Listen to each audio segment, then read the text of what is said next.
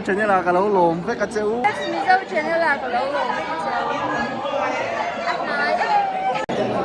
Thì bé với lại ref mì dâu trên là cái lẩu lồm với cá chấu. Cái em ba cái em nên đăng lâm đấy. Cái biết nhiều cái đâu xóa cái lẩu lầu. Chỗ này yên rong chỗ bên biển là đúng không? Nắp tu cả. MotoGP cái nên đồn. Tại MST ở po mà sẽ nắp tu cả nó cần về đồn rồi á. Nó cần về đồn rồi á. MotoGP vlog.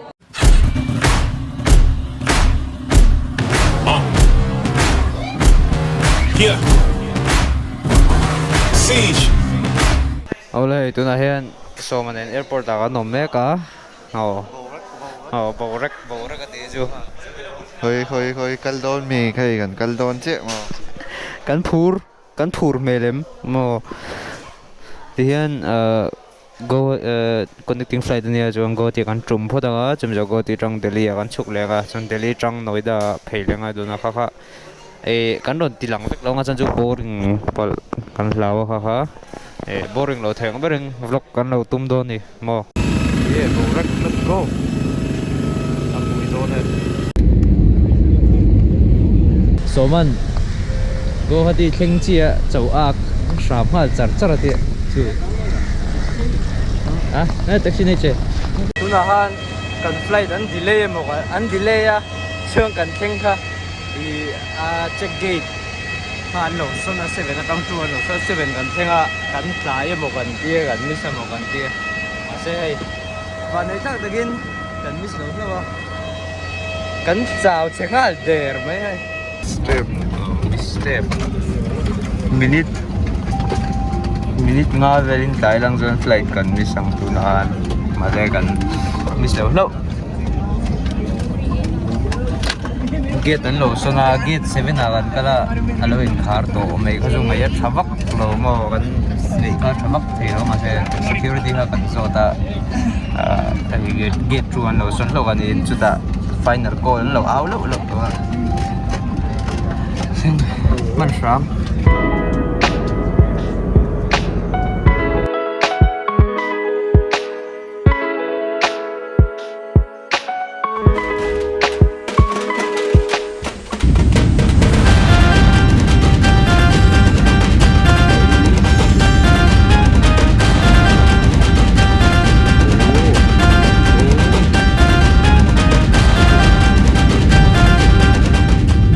automatic door demonstration này đó is overhead rồi đấy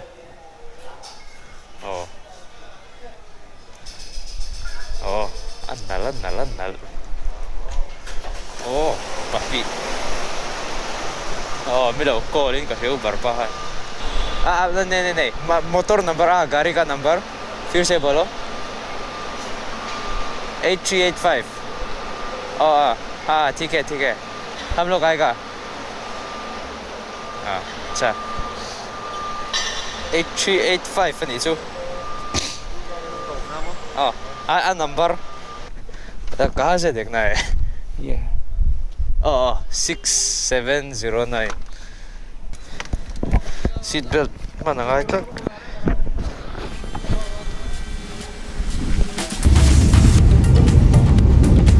dahil sa tar sobrang chân về thì mình rất là bao chuẩn về là bây giờ nghệ thuật kiếm thêm này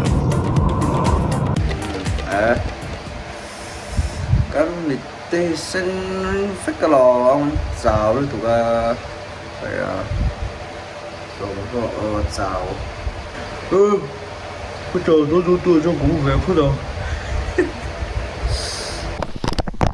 đây cần hotel Seng Nania hotel Diamond xuống ground floor ra hen kan mà hotel ti lang về re la in lo mu jak ta ta son so mà rồi buol don me ka hian naktu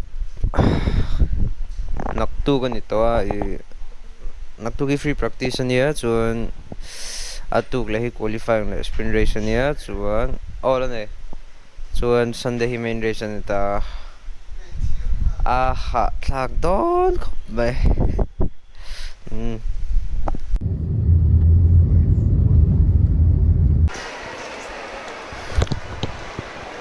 tuna hian Thursday nia naktu khi restaurant mania hei bazar nan kan hmanga tuna hian DLF shopping mall kan ma apui tham khop mai hei hei nun tlong in dia mi ron join ve a ama kan mountain bike video lang ve ha lak tamin pek tlom themo ei hi ei kan guide ania kan guide poi chiang chia big lawa còn hei hi so mania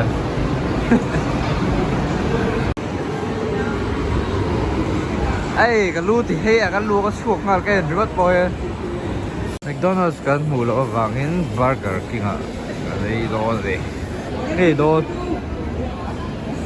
xin lỗi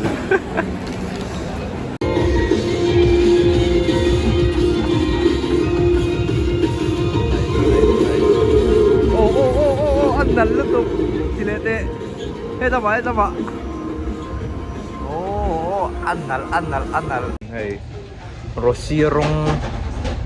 Rosirong cái dia kep hay cái thằng à highlight tari ang minti pahan sul cái lâu to pang ate Rosirong cái dia highlight tari ang minti cái lâu riêng ví luôn mì bây giờ apa nal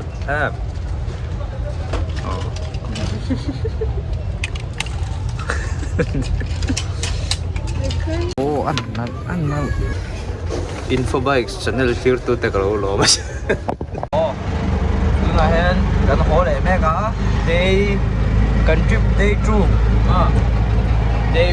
day 2 de mang day 2 lu zo chia thì kan ho nga hotel la kan leng a chuan naktu hi free practice kan ya free practice hi kan kal eno hi a ticket thiang lo wa valam chop le nga ya kha khan kan kal thei lo mai thea kha naktu hi kan la chiang lo wa plan dan tu ticket kha lam chop tu ri kan lo mu dai lo wa message ka tu jo message Saturday jo ka nge kan tu ma qualifying sprint race kha dia full Delhi experience dan lo kan chuang ve re ni rickshaw mo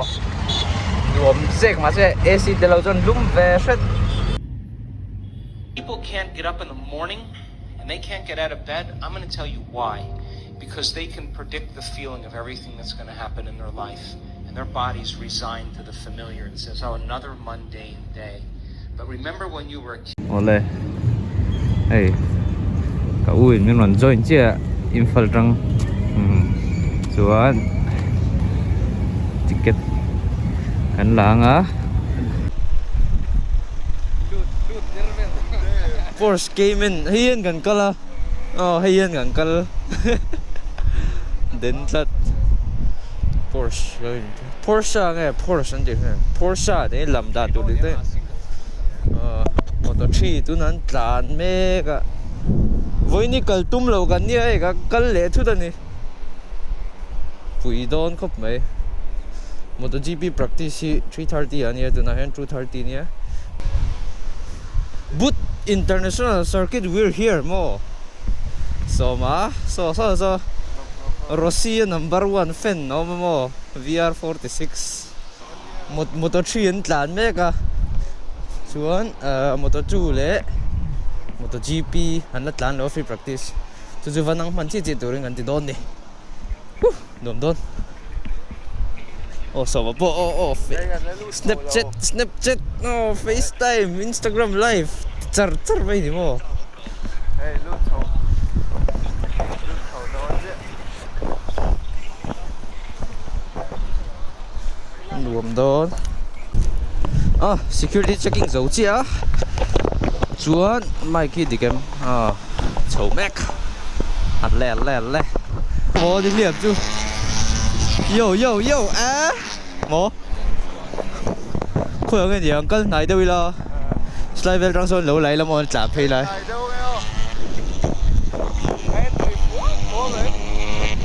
oh MotoGP we're here mo so va kal ve chiang an nuam ve ta so screen om ni so va tha ve so screen om tho lo om ta so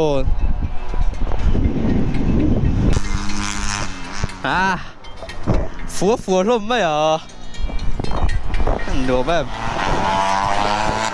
ồ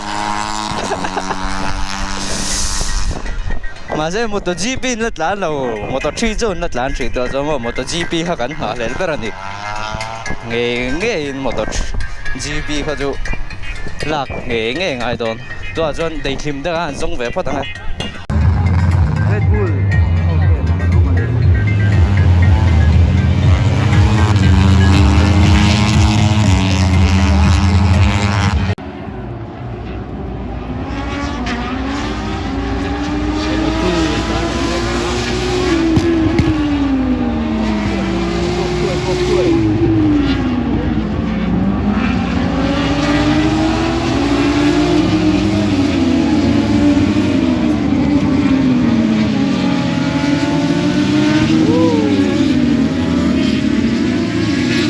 hian MotoGP free practice session nei beka camera screen ka mu tha thai ro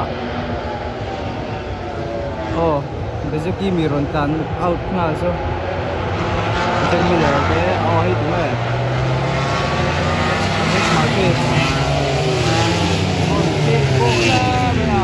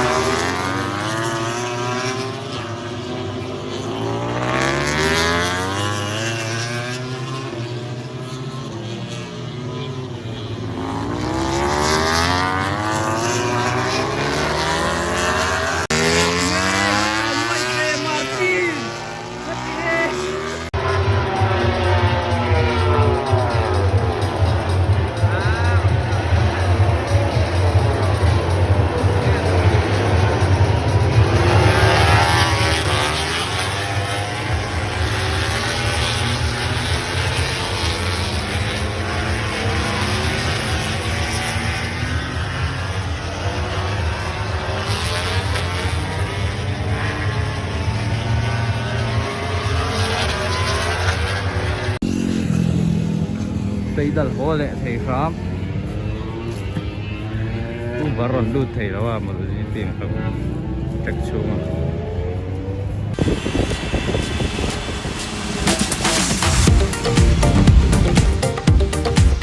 Lagi naktu ka kan ticket tour ni ha first day free practice ka picnic stand na ham kan ena so naktu su KTM 610 West ta kanom doon ni